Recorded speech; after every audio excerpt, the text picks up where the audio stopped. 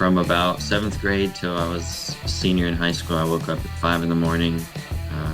I went to this place called Bullet, about 20 minutes away, good strength conditioning place. Worked out in the morning, went to school. After school, I've actually had this hitting coach since I was 8 years old. So we'd practice, and then after practice, I'd go hit with him for an hour, and then after that, I'd come back to the cages, actually where I'm at right now, and I'd hit more and more and more, and it's kind of what I did from 8th grade all the way until my senior year. Hello, everybody, and welcome to Clearing the Bases, the podcast where we step up to the plate and dive deep into the world of youth baseball. I'm your host, Jimmy Filangieri. You know, on this show, we discuss all things related to the preparation and development of youth baseball players, coaches, and yes, even parents. So sit back, settle in, and get ready to hear from some of the greatest baseball minds out there. For me, it was trying to never be satisfied. It was always, I need to work, and be the best player I can be. And I think that still goes for me to this day, kind of trying to outwork people and doing stuff that some people aren't willing to do. It's almost, for me, it's how hard can I work right now so that in the future I can have fun. I'm having fun right now. Like, I enjoy everything I do. But it's, how about I work extremely hard and be the best player I can be. You know, to be able to reach the highest levels of this game, yeah, you got to work hard. You got to get in the cages. You got to do your strength and conditioning. You know, you got to throw your bullpens. There's all of this physical stuff that you need to do, and you need to work hard at it. But don't forget that you also have to get better at the mental side of the game. And one of the ways you can do that is increase baseball IQ by downloading and using the 6-Tool app. For baseball coaches like you, every game brings measurable progress. However, game time isn't the time for trial and error learning. Instead, have a proactive approach. Use 6-Tool, the best baseball player development tool on the market. We provide a platform to level up your coaching strategy by helping you to quickly identify and address your players' knowledge of the game. By using our easy-to-implement interactive player quizzes, you can assess position-specific issues, overall baseball IQ, and much more. Win more games and develop better overall baseball players with effective off-the-field training. Visit us at 6-tool.com. 6-Tool. Get ahead in the game. How you doing today, Jett? Doing good. How are you? Good. Except like we were talking about earlier, you know, we're expecting a big snowstorm in a few hours, and I'm not looking forward to it. Yeah. So let's go through a little bit of your career, because like I said, it really impressed me when Steve Springer was telling me about you. I agreed with him completely that we needed to bring you on the show, because I think that your journey is something that young baseball players and coaches who coach young players should hear. So talk to me. Mm-hmm. Tell me, how did it start in high school and how'd it go? No, I started out my freshman year just trying to make the varsity as a freshman. I think that's kind of like usually everybody's goal is they want to be the freshman on varsity. So kind of just, for me, it was how can I be that freshman on varsity? How can I guess, separate myself from kids my age? And I think I ended up making varsity as a freshman, and I played varsity for 4 years, and then just got drafted in the first round. So, it's been pretty crazy kind of roller coaster. So at your school, how common was it for a freshman to make varsity? Did it happen a lot? Before me, there was 2 other people. Wow. to do it. So it was rare. We have a really good baseball program where I am. So it was definitely tough for freshmen to be on varsity. But that was kind of like my ultimate goal of high school, was just coming in there my freshman year and being on varsity and just trying to kind of make an impact at an early age. Okay, that's great. Because I can tell you, my experience is, at the two schools that I've coached at, that was, matter of fact, I'm just trying to think. I don't think it ever happened. I don't think we ever had a freshman on. We very rarely had sophomores on varsity. Right. So, and the reason why I'm saying that is because it shows, your talent level to be able to, be on the varsity team as a freshman, which is really fantastic. Did you play travel ball? Yes, I played travel ball with East Cobb Astros in Georgia. I left my sophomore my sophomore year going into my junior year, and then junior year going into senior year. I went to Georgia, stayed out there for the whole summer with the host family, and just played for them. And how did that go for you? It was great. I loved it. It was definitely different than kind of playing at your local summer ball league in Texas. And even though there's really good baseball in Texas and there's really good teams, it's just so different being kind of the top team in the country. Both the years I played on it, we were the number one team in the country. So it was like everybody wanted to play us. We were getting the best arms. There was a lot of college scouts there, pro scouts there. And I mean, it was great. It was kind of reminded me of like minor league baseball. In the summer we'd get to the field, we'd practice, and then we'd play, and then days we didn't play, we'd come hit and field whenever we wanted, because it's kind of our home complex. So it was pretty awesome.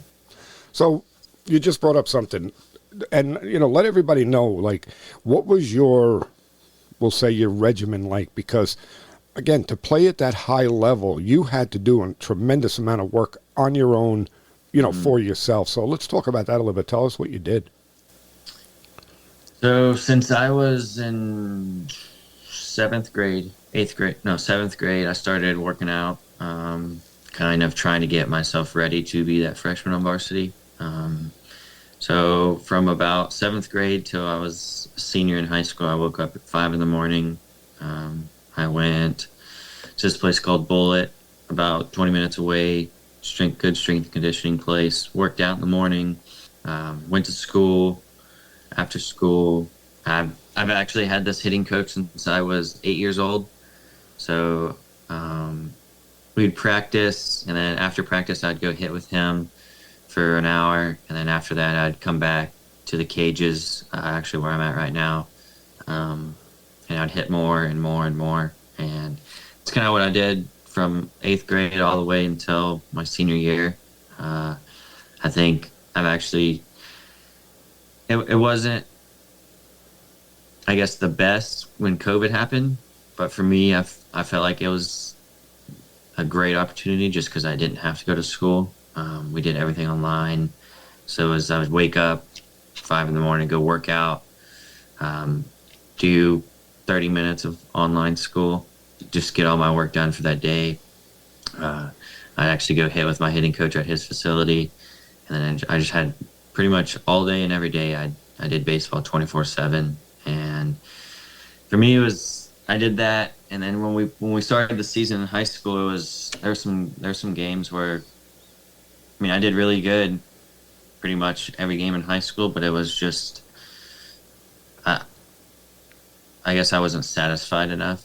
And I would, after the game, instead of like going home or going to eat, it was more of me and this other one of my buddies, we'd come to the cage and we'd hit after the game, and then we'd just continue to hit and hit and hit. So it's kind of what I did until my senior year.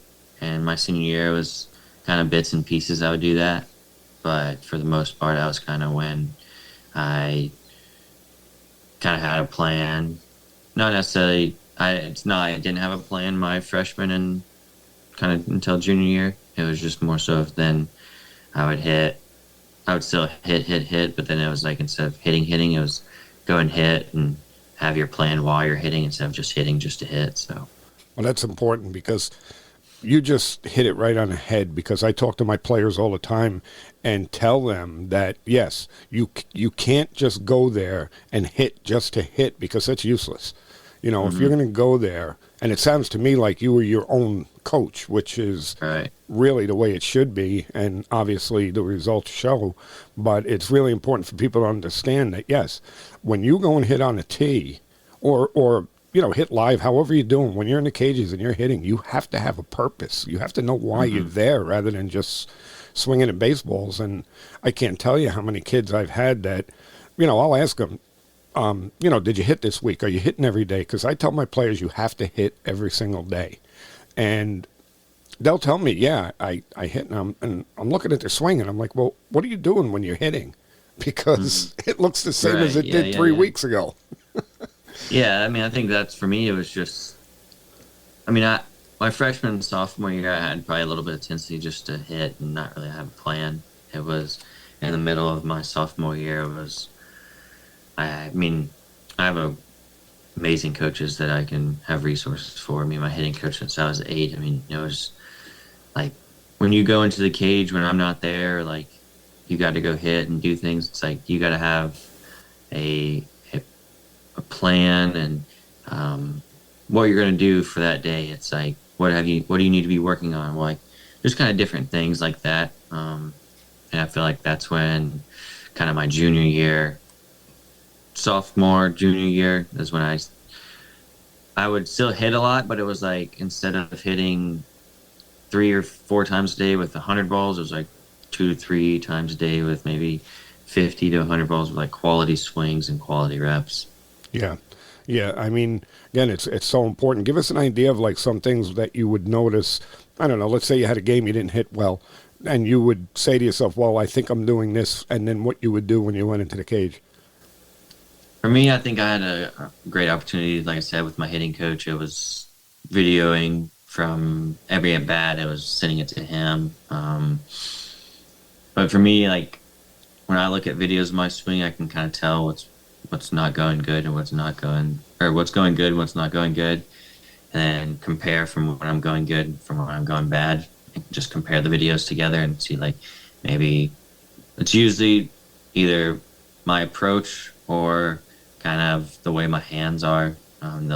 Maybe I'll get too relaxed and they kind of drop a little bit. So just kind of seeing there, and then it's like when I go in the cage, if I'm hitting off the tee, it's kind of in my mind and in my head going through scenarios of like, all right, we got to pick a spot in the cage, like I'm going to hit it here, and just kind of replicate that and go through the tee routine, go through the front toss routine of just kind of control that barrel. I wouldn't really say it is a lot different when a pitcher's trying to strike you out, and rather than hitting off a tee or flips. It's maybe that day I didn't have a good approach, or maybe just the day that pitcher was better than me, and you just sometimes got to tip your cap. But for me in high school, it was, I mean, I had some bad games. I would say I had more good games than bad games, but when I did have, for me, it was no matter if I had a good game or bad game, it was after the game, how can maybe I did get a hit, but it was the couple pitches before that hit or before that at bat, I should have done this better. So kind of going through scenarios like that in the cage. And I mean, I had a really good buddy of mine in high school that we were kind of the same. We would, after the game, he was a year older than me. So when he graduated, it was tough because then I would just have to go hit by myself, or then I would bring some of the younger guys. I worked out with a bunch of my buddies that, for me, when I was a senior, it was like, how can I help the younger guys be comfortable and not, I guess, nervous? So I had a junior, sophomore, and freshman work out with me, hit with me, and just kind of do stuff that I would do just to help them and kind of take them all under my wings and just try to help them the best I could. I love that. I mean, that is so important in a team environment to have leaders like that that understand that, they are there not only to perform in the game, but they're also there to help with the younger players. Right. But you had mentioned, you had that one friend that was a year older than you. I mean, and you said that, when he left, it kind of left a void. So what that says to me, and I know it to be true, is that guys like you and guys like your friend that was a year older are rare. Not everybody on the team has that kind of drive and is going to go after every game and hit. And, they kind of expect it to fall in their lap, but it's great. So what made you understand at such an early age that this is the type of work routine? I mean, was it your hitting coach, your dad, somebody that made you realize this?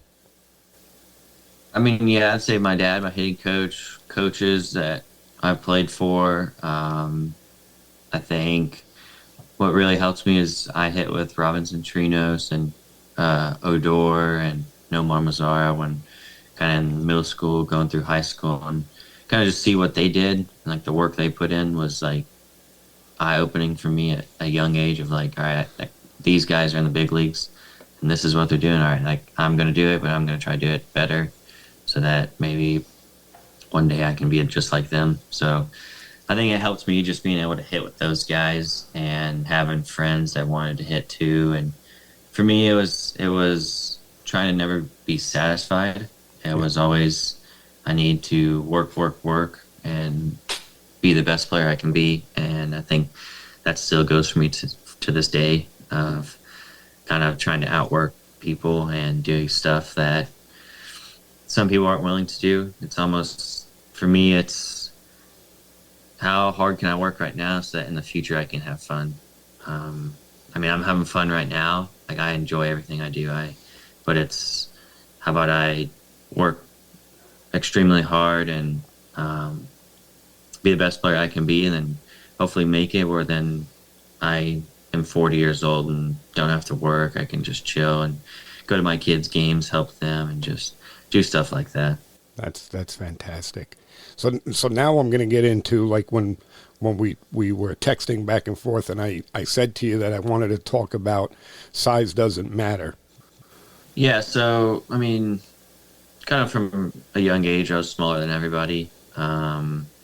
I've pretty much gotten told that I was too small and you can't do this, you can't do that. I would say that was the biggest thing, just in like the showcase circuits. I would play great, and I didn't make anything. The only thing I ever went to was area code. I went to that my whole high school, my freshman year, sophomore year, junior year, and then senior year I didn't play in it because I guess you can't play in it when you're a senior because you'd be graduated. But I played for 3 years in a row.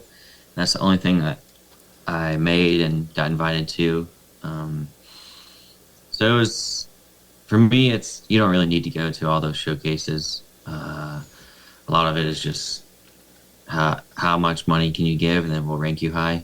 I was never really ranked that high. And I would say the funny thing is I wasn't ranked high at all until I got drafted, and then they switched all their numbers, and I became like #1 player in Texas, #1 shortstop, and then like 20th overall high school player. And I'm just like, it just goes to show you that all that stuff doesn't really mean anything. Right.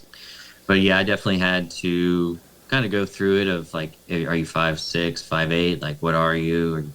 And, you can't do things that 6 foot people do. I had a scout tell me that if I was 6 foot, I would be top 5 pick.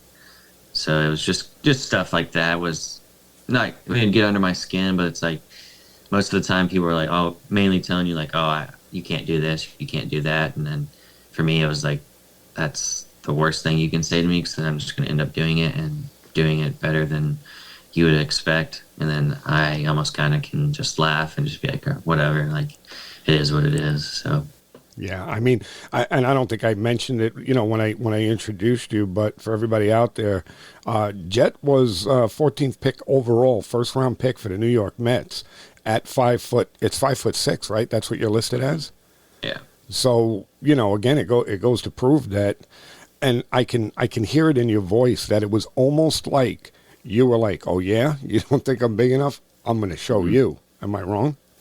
Right. No, that is exactly kind of what it is. It's just you get people. You're always gonna have people that are gonna either dislike you or, I guess, don't want you to succeed, and then you'll have people that are saying you can't do this and you can't do that. And for me, it's baseball. You don't have to be 6 foot. Like, it doesn't matter how big you are. It's if you're gonna go out on the field, and I mean, if I can play with you, I can play with you. It shouldn't have to do anything with, oh, he's 6'2", so we're going to put him on the team because he can't do what that 5'4". That's just stuff like, all right, well, he's 5'7". He's not fast enough. He's not big enough. So we're going to take this guy. And I mean, it just goes to show you that you don't need to do anything when you're all the showcases. I mean, I didn't do anything. I didn't make anything. I mean, I went to things, but it was just, oh, well, you're too small, so we're not going to pick you. And I mean, I still got drafted in the first round, so it kind of just goes to show you that all those events are pretty. Not, I mean, you don't really need to go to them. So it's just, like I said, like if it's how much money you pay for their event and how many events you go to, it's like, oh, he's paying us a lot of money because he's coming to every single one of our events, so we're going to rank him high. And maybe, I mean, there's some kids that definitely deserve to be ranked that high. I mean, they're great baseball players, but I think it's you want to rank people based off their talent and not just, oh, they're too small, or just so. I think that was my ordeal. Like, I think that if I go back, I would never go to anything. I would tell everybody not to go to anything, just for me, just because I think it's pretty.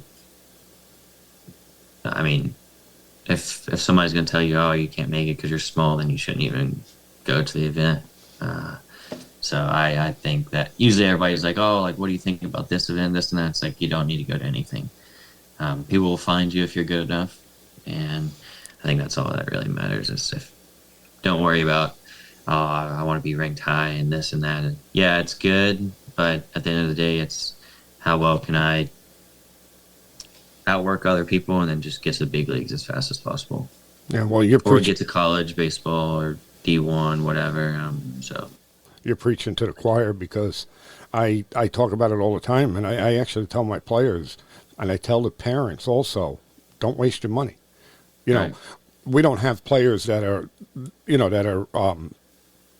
minor league level players. Mm-hmm. They're college players, and right. Not even high level, and I tell them, I say, listen, pick the school that you like, that you want to go right. to get your education, and then go to their camp. And if you're good enough, they'll take you. If you're not, everybody's career ends sooner or later. Some's early, and some people, it ends earlier than others. So like I said, you're preaching to the choir. I don't understand why people. And the other thing too is, you go to these showcases, and there are so many things that people can't tell about the player in that showcase that you need to see this kid. Like, for instance, if I was coming to look at you when you were in high school, let's say I was a scout for the Mets, and I'm coming to look at you, okay? I want to see what you're like when you go 0 for 4. I don't want to see what you're like when you're smoking baseballs, because I already know that you can do that. That's why I'm here. And in the showcase, I don't think that the emphasis is put on that so much. Yeah. It's those. I think it's more so of, you go to these showcases and it's all about the metrics and stuff. But I mean, there's a lot of kids that you can run a 6'5" or 6'4", you throw 100 from the outfield, but when you get in the game, you can't hit anything. You don't throw 100 from the outfield, because when's the time you're ever going to throw 100? Right. I mean, yes, it is good to have, but for the most part, the showcases are good and they're bad at the same time. It's yes, you want to show off, you get your metrics. That's kind of what puts you, I guess, on the radar. But then at the same time, you get on the radar, then people are going to come watch your game, and it's like, all right, he has good metrics, but can he play? Right. And if you can play, then it's, all right, he plays really good, and now let's see if he goes 0 for 30. What he does? Is he throwing his helmet, or is he coming back in the dugout like, oh, it doesn't really matter. Like, it doesn't matter. So yeah, I think just from kind of almost have done it and looking back on it, it's just it is good to go to some things, but I think at the most part you could do all that stuff at home or at your high school. And I'm sure they'll have a radar gun. They have a stopwatch, so instead of wasting $500 to go to it, and I think you just go to your high school and do it yourself, or have like a little showcase deal that maybe your summer team does. And I think even that would be better if you did it with your summer team, because then at least your summer team or your summer coaches, they're kind of putting your metrics out there, trying to get you recruited, and scouts coming to your game. So just different things like that. But at the end of the day, it's you gotta be able to play baseball, and I think that's kind of the big key that some people miss. You got to be able to hit the ball. You got to be able to throw it. If you throw it 100, but it goes into the stands every time, that's probably not going to be good. Yeah. But that's kind of really how well can you be consistent with your metrics on the field. If you have 100-mile-an-hour exit velo, but it's hit into the ground, just like every single radar gun, if you hit a ball in the ground, it's going to be hard. So it's maybe you take it. I'd rather have a 95 line drive than a 100-mile-an-hour ground ball right into the ground. So yeah, because at the levels you're playing at, that ground ball is getting gobbled up. So yeah, I mean, you kind of go through this emphasis of everybody's like, don't hit the ball in the air, but that's ultimately that's what you're going to be able to succeed in the big league level or the minor leagues. Obviously, you don't want to hit the ball in the air every single time. It's more of like, I want to hit a line drive, and then you miss it and it goes in the air for extra base hits. So that's really how honestly, it's just really how consistent can I be when I'm in the batter's box and just consistently hit line drives, and then they do hit that pitch and I hit it for a home run or a double or a triple. So I love the way you said that, because I preach it all the time that 9 out of 10 times a home run should be a mistake. You just caught the ball out front a little bit, but the objective is to hit backspin line drives, and that's what we're trying to do. Right. But again, you understand it. You had that drive. I've seen it so many times where young players would hit towering fly balls, almost to the fence. And, the center fielder or whatever, the outfielder catches it in his back pocket for crying out loud. And the kid comes back to the dugout and he's smiling. And I'm like, what are you smiling about? That was just a long strikeout. It's the easiest out in baseball when you put the ball in the air like that and you don't have the power to get it out. Why are we trying to do that? Mm-hmm. So, okay, so take me through, now we went through the high school bit. Take me through the minor leagues, because you went through the minor leagues really quick. You started out in rookie ball, I'm assuming? Yeah, so right when I got drafted, I went to rookie ball, played 10 games there, and then had my off season, came in at 23, started in low A, was there for 4.5, almost 5 months. Got promoted to high A, was there for a month, and then went to double A. Finished the season in double A. And that's 24. I went to big league spring training. Goal was to make it to the big leagues. Started off in double A, got hurt 3 weeks into the season, was out for 5 months, and then came back, played in double A, and then finished in triple A, and just now kind of going into spring training this year, just see what happens, and hopefully everything goes great. Well, it sounds like it is. When you were with the Cyclones, did you play with Nick LaRusso at all? So he got drafted the year after me. So when I was in Brooklyn, and then the draft happened, and after you get drafted, they'll send you down to St. Lucie to like our spring training complex, get you acclimated. But he was there in 24 when I was in double A. Okay. And you played at Renegade Stadium? You played the Renegades when you were with the Cyclones? Yep. That's where I play my home games with my high school. Okay. That's right in my backyard. Yeah. So it's a shame that I didn't know about you sooner, because when you were there, I would have loved to come and watch you play. But I'm just really, really amazed at how quick you're running through the system. It's not normal. I mean, what do you attribute it to? I mean, I think just the hard work and dedication you put into every day. I think in 23, you don't really, I mean, I obviously had some expectations. My goal was to finish in AA, and it's like that's the main goal, but then you got to have little goals during your everyday process and your day-to-day of like, how can I get better to make it to AA? I think that I spent 4 months in low A, so it was definitely a grind. There's some ups and downs in low A of kind of figuring out like kind of the ropes of like minor league baseball. And then it was like I figured that out and kind of turned it on, and it just kind of went from there. And for me, I didn't ever like lack confidence when I did bad. It was just, hey, this is a long season. I've never played 135 games. So it's if I start out bad, there's still 110 games left. So it's just a long season. It doesn't really matter how well you start. It's just how well you finish. And I think that's kind of the mindset of like every day was like, no matter how good or bad I'm doing, I just want to go to the field every day and just continue to get better. And like I think from the start of, I guess you can go into spring training to the end of 2023, I definitely got a lot better of just infield stuff, hitting, just being consistent. And I think that just goes to show you of like, I don't think people really know what we do on an everyday basis before a game. It's just we don't show up and play. It's you go through the preparation of, I mean, some days your body's hurting, but you got to go and kind of fight through it. Got to do your recovery stuff. So I think just honestly, it's kind of developing a routine. I think I developed a routine in 23 that worked, and just kind of going from there, and then having people in your corner that you can always talk to when you're going good or bad.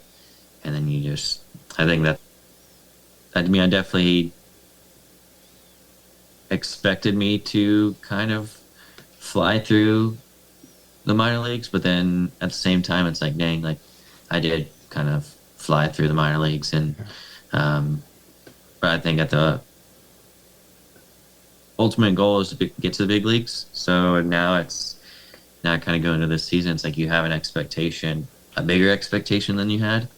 So now it's like your work kind of has to flip and change differently, and you got to go, I guess, through a different kind of mindset when you step in a cage or on the field. It's you can't waste at bats, you can't waste certain things. So I feel like that's now like the big thing of learning that you can get away with doing things at the lower levels, and now that you're at the higher levels, you got to be more focused and kind of process oriented than results oriented. So yeah, I mean, it's like we always talk about when you start climbing in levels, and I don't care whether it's you're going from middle school baseball to high school baseball to college baseball and then on to professional baseball.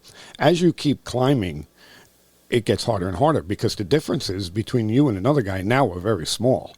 Right. It's not like at the high school level, you could have a guy who's a stud, and there's another guy on the team that's like nowhere near as good as he is. Right. It's a little bit different. So yeah. Let me put it to you this way, or let me ask you this. Do you feel pressure, or does that competition drive you harder? No, I don't think there's pressure at all. Good. I think it's more so of baseball is baseball.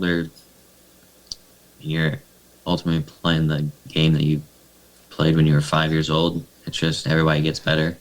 So I feel like when you're younger, you're playing, you're having fun, and then you get older and you're it's more so of like now you're working harder, but I still enjoy every minute of it. I think it's kind of weird to say, but like I enjoy the kind of failure aspect of like you kind of can learn from that stuff. It's obviously I know that you're not going to succeed a lot in baseball, so it's like you have a long season. It's like, all right, now I'm struggling, but like it's a long season. How I want to be able to like go to the field and just, hey, it's been not my month. Like I maybe have only got 2 hits this month, which I mean it's happened to some people. And I think it's just that's when you kind of know if you're going to make it or not.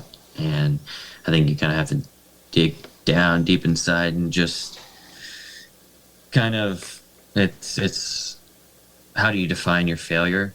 I mean, you might have 2 hits in a month, but maybe all your hits are line outs at 100 miles an hour, and you're just like, well, whatever. But it looks like you're failing, but in reality, it's like, no, I'm having great days. I'm having great at bats. I'm taking my walks. I'm stealing bases. So well, that's just kind of going over that of like really kind of tuning in on how well am I at bats? How well am I seeing the ball?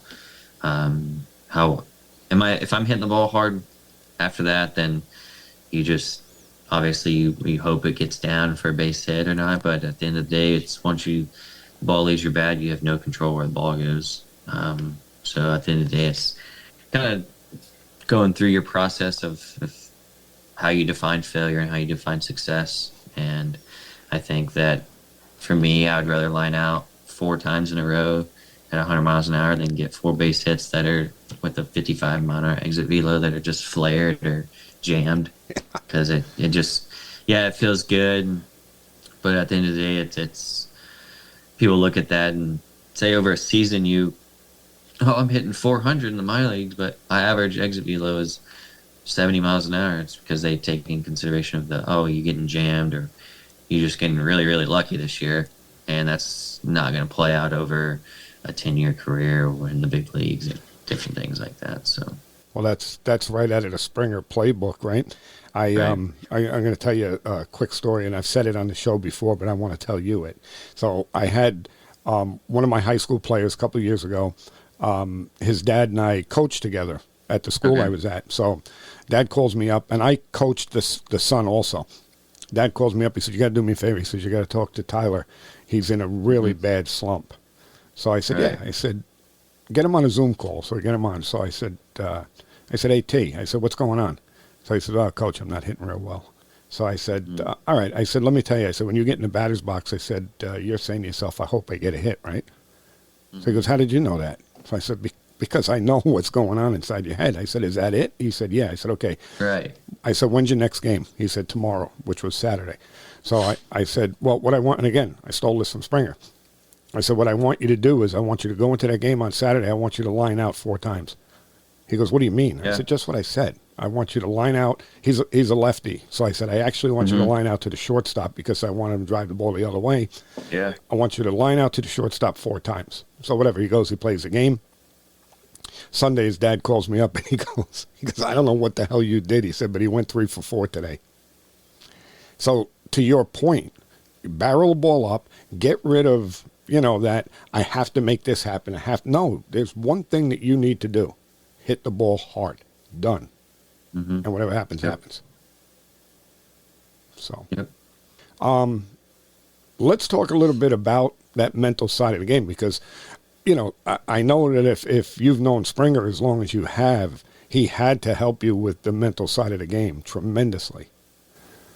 Yeah, I mean, I think just kind of growing up, and that's kind of what a lot of people don't really. You mean, you can go hit all you want and you do all your workouts and stuff, but at the end of the day, I don't think enough people work on their mental game because at the end of the day, it's when you get at the high levels, you're going to be failing 7 out of 10 times. And that's if you're really good. Yeah. You could be failing 10 out of 10 times. And I think you got to work on your mental game to stay at the big league level, stay at these different levels. And at the end of the day, it's some people are really talented, but their mental game is terrible, and then they don't end up making it.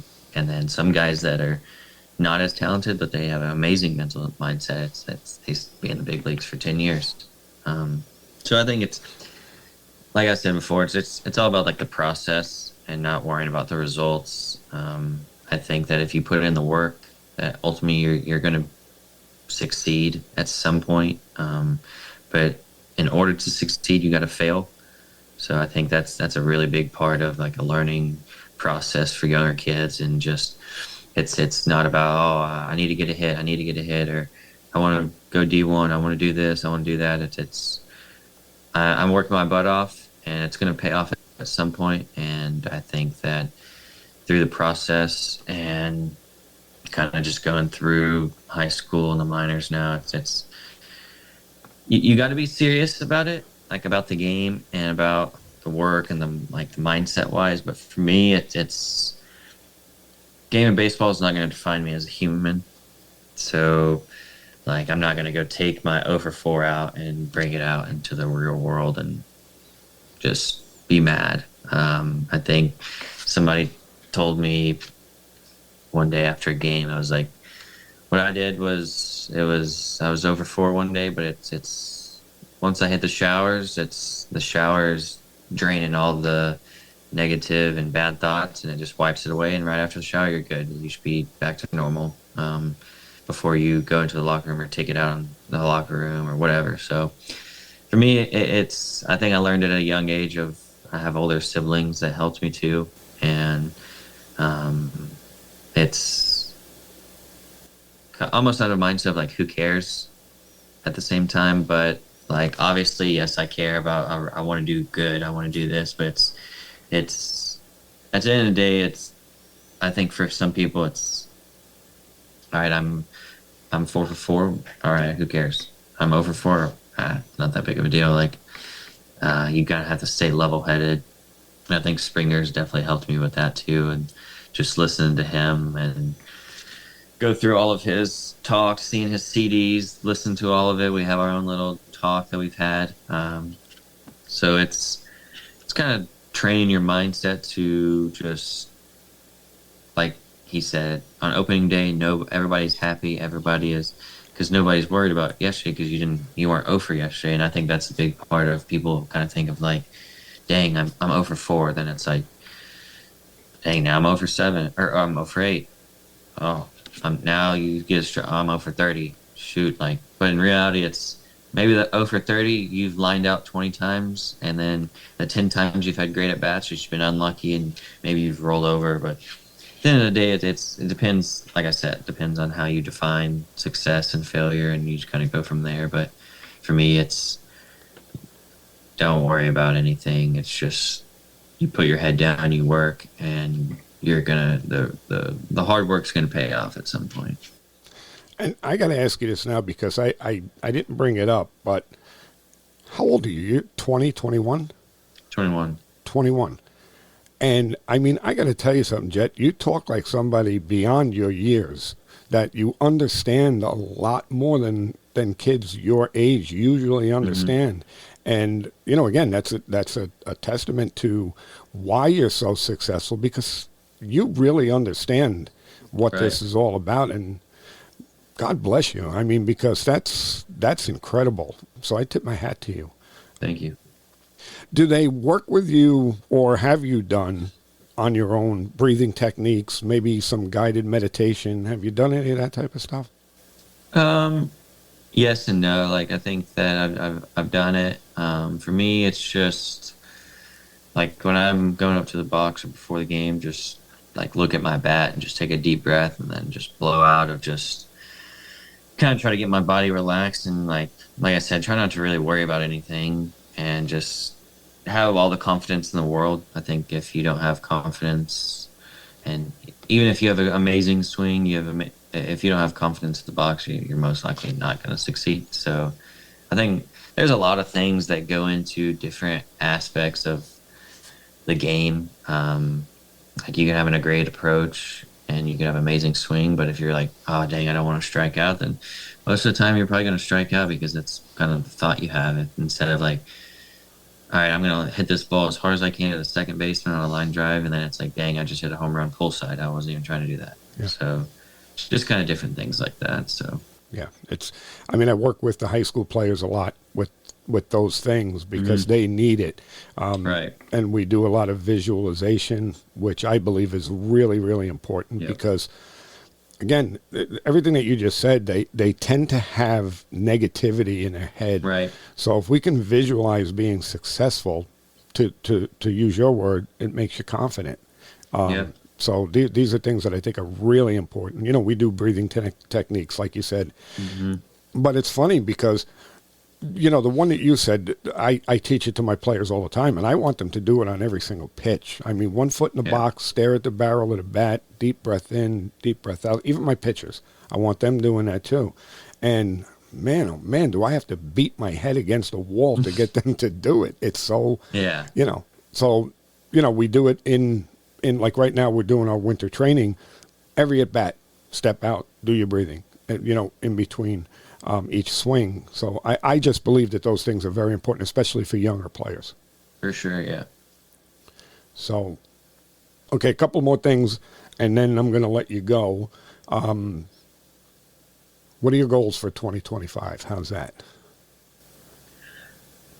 I mean, number one goal is to make it to the big leagues. I think now that there could be a reality of that. It's the hard work and dedication you put into your off seasons. It's all right. Now I can see it pay off in spring training and throughout the season. And I think obviously you have a goal and you kind of speak it, but it's in reality, how can you do it? How can you go into every single game and throughout the season of like, maybe I am going on a little bad stretch, but it's like I said before, it's the reality of there's an opportunity to make it to the big leagues. It's obviously you come in to work every single day in the minors. It's you try not to take any days off, even if you aren't feeling the best. That's when you kind of have to dig deep down. It's like I'm not feeling good, but today I'm going to grind out my at bats. I'm going to grind out just being here and just different things like that. But that's kind of like the big ultimate goal of 2025. I mean, I have more goals, but I don't really like to spill my goals. You know what's going to be cool is that one thing I like about the Mets, and as you can tell behind me, I'm a Yankee fan. So, but what I do like about the Mets is that they broadcast a lot of their spring training games, where the Yankees don't. The Yankees do very few. So for me, it's going to be a treat to be able to turn on a spring training game and hopefully see you get in the lineup and watch you play. That'll be really cool. Yeah. And then one last thing, and I'm going to let you go. You know as well as I do that every young baseball player dreams about making it to the big leagues. Forget about even the big leagues. They dream about making it to professional baseball. What would be your advice for younger players that they need to do to get to the highest level that they can? For me, it's just obviously you want to have fun in high school.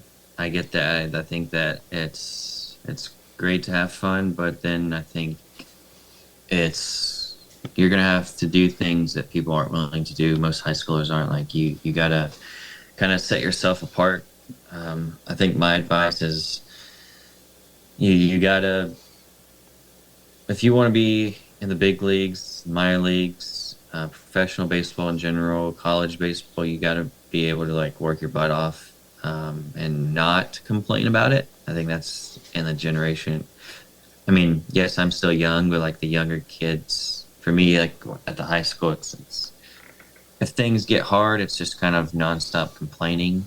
And I think that all these kids have dreams of going to play Division I baseball or professional baseball, but when you get up there, it's somebody's going to tell you to do something and you can't complain to it about it, because then you're just, all right, see ya. And then you're going to be at home and you're like, dang, I wish I didn't complain. But I'd say my advice is get in the workout room, get in the cages.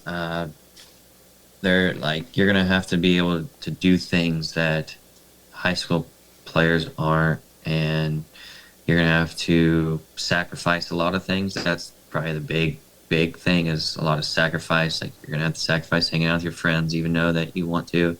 Um, People might think you're weird for never doing anything or always working out or hitting. It's like you never like. Do you not want to be a kid? It's like you can be a kid, but I mean, I still have fun after I get done hitting and working out. Yeah, I'll hang out with you, but I got to do this first because it's my priority. I got to be, for me, it's I got to be at the top, and I haven't got there yet. So it's, I think even when I get there, then it's now I want to stay here. I want to be the top in baseball, and I just feel like that there's never going to be, I guess, satisfaction. It's more of always want to be the best, and I think just going into like looking back on it, like I had a lot of fun in high school, but it was, I hung out with my friends, I did all this, but it was, for me, is I wanted to get people that wanted to do the same thing as me. So I got around people like that, and then instead of like, hey, let's go do something now. All right, we can go do something. Like, let's go to the cage and hang out, and then we'll hit, we work out. We can. This is all still fun. So just kind of stuff like that. Of I get that you might want to hang out. Like I hung out with my friends. I'd go to people's houses and stuff. But at the end of the day, it's a lot of the times I didn't do anything. It was just more of you go through on Friday nights. Oh, everybody's going out. Let's go out. No, I'm going to the cage. I'm going to work out. Just stuff like that. And then through the weekends, it's, oh, we don't have anything. So like you should be able to do this. No, I got to go to the cage. I got to go work out. So my advice is just kind of keep your head down, work hard, and if you want something, you got to work for it. It's not just going to be handed to you anymore. And I think that it's bad to say, but the generation now of the younger kids, it's like they just want everything like handed to them, and they just want like, oh, well, my mom or my dad they have a lot of money, so I can do this and that. And so, hey, no, we're actually going to work hard for it. And I think that's kind of my advice of just work hard. Yeah, I mean, what I took from what you just said is two things. Number one, have your priorities straight. And number two, do what you have to do, not what you want to do. Yep. Okay, it's very simple. Players will say all the time, hey, coach, I need to get better at this, that, or the other thing. And I'll say, okay, here's the drill. And I tell them, like, with hitting, for instance, it's very simple. I want you to get 1% better every day. So if you're going to get 1% better every day, there's 1,440 minutes in every day. 1% of that is 15 minutes. Give me 15 minutes on the tee every day. But it has to be purposeful. You can't get on there and just whack balls off the tee. It's insane. Right. So, having your priorities and doing what you have to do instead of what you want to do are huge. And the other thing, too, that you said that I want to touch on is you said that you were young. Okay, yes, and you are chronologically young.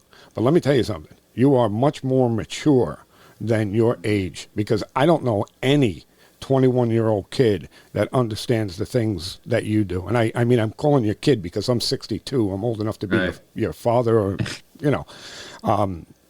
but it really, I got to tell you something, Jett. Very, very impressive. I really, and I'm going to reach out to Spring and thank him for putting us together, because I wish you all of the luck in the world. And from what I heard from you today, man, I may turn into a Met fan, because I know one day I'm going to look and I'm going to see you on the field at Citi Field, and I couldn't be happier for you. This is fantastic. Thank you. I appreciate it. So I thank you for coming on, spending some time. One thing I wanted to ask you, because we have a lot of listeners that are in Texas. Who is your hitting coach, if you don't mind, or if you don't want to say, that's fine too. Aldrey Conez. He's actually Venezuelan. Okay. I live in Rockwall, so that's where I hit at, and Okay, yeah. Just in case anybody from Texas, we have a lot of listeners from Texas. You want to know, maybe to reach out to somebody that could help you with your hitting. But Jett, once again, thank you. Yeah, thank you. I appreciate it. I want to wish you all the luck in the world, and like I said, I'm going to be watching. Thank you. All right, take care now. Uh-huh. The major thing that I took away from this conversation with Jett is, I mean, This guy is 21 years old, and he is mature beyond his years. His journey through professional baseball is one of dedication, perseverance, and just not giving up. He talked about his daily routines, how he prepares, discipline, continuous learning. He spoke about his approach to hitting, the adjustments he's made at the professional level, and how he stayed mentally focused in the grind of a long baseball season. Another amazing thing to me is the fact that everyone thought that Jett was undersized to be able to get to any high level. I mean, you heard him talk about, the showcases and how nobody ranked him. Nobody really gave him any consideration. And, I just love the fact that he took the attitude that, well, you may not think that I can make it, but I'm going to show you that I can. And, it's something that we talk about all the time, where I always say, give the kid a chance. Just give him a chance. And this is something that I hope that everybody takes away from this, is don't discount anyone. Give them a chance. Let them prove to you that they can do it, because a lot of times you'll be really surprised that they will prove to you that they can do it. So a huge thanks to Jett for taking the time to join us. I mean, he did this right before he left for spring training, and I can't thank him enough, and I can't wish him enough luck in the future. I think this kid is going to do great things. So, if you enjoyed today's show, don't forget to hit that subscribe button. Visit the website at thectbshow.net. Listen to your favorite episodes, and please leave us a review. You can also reach out to the show on social media, X, Facebook, Instagram, YouTube, and get this, the old man has finally got us on TikTok. Keeps me young. And if you have any questions or topics you'd like us to cover, please drop us an email at clearingthebases@gmail.com. Your feedback helps us bring you the best content and reach more people in the baseball community just like you. And also, let me know if you'd like to be a guest. Until then, coaches and players, keep practicing, stay positive, and remember, people don't care how much you know until they know how much you care. Thanks, everyone, and I'll see you on the next one.